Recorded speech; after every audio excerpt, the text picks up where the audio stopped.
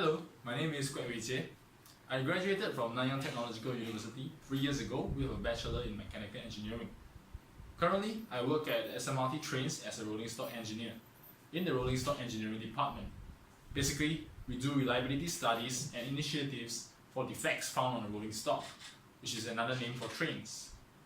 As an engineer in SMRT, I am required to understand electrical circuits and their functions. We have close to 20 systems on the train with electrical relay logic interlocking that governs their operation. Now, there's a lot of diagrams with seemingly endless logic controls. Now, Sudoku. Sudoku is a game that makes use of logic to solve a puzzle of numbers to be exact. A classic game of Sudoku is made of a 9x9 grid in which each row and column cannot have repeated numbers, and each 3x3 grid also cannot have repeated numbers. In the start, you are given clues on how to solve it by these pre-filled numbers on the grid. And like all logical systems, a program algorithm can be used to solve it. So, a common and widely used approach to solving the Sudoku is by using a brute force search method using an algorithm called backtracking.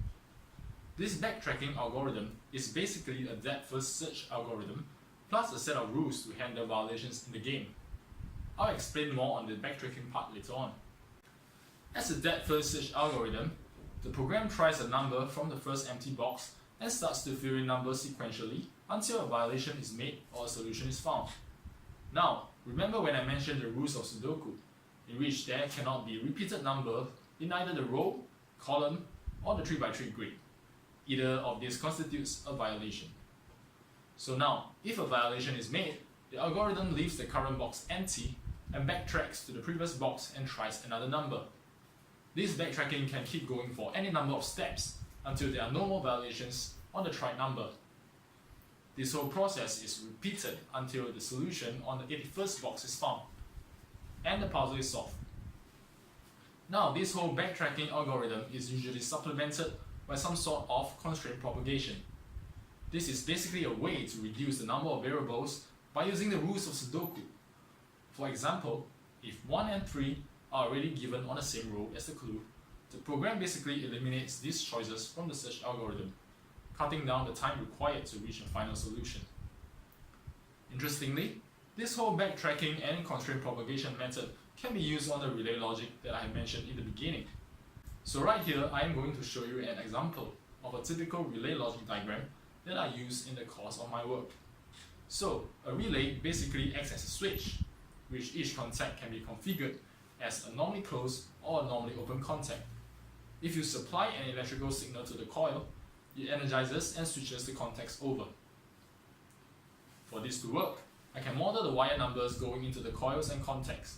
Using the depth-first search technique, I will try every possible branch of the relay logic circuits until a wire number matches. Then it will check to see if down the branch there is a contact that is closed, so as to pass the electrical signal over to the next wire, backtracking to the previous point if a contact is found to be open. This eventually finds its way to energize a relay coil. This will eventually come to a point where all possible relays and contacts are energized by a given set of conditions. Currently, the way that we do it is by staring at this static piece of diagram and figuring out which of these relays are being energized first, and how it affects the contacts in the other branches. This quickly gets very confusing, especially if the diagram is very complicated. With this, you can cut down the amount of time spent looking at these diagrams and also ensure that all logical steps are correct. This will make troubleshooting on the trains much easier.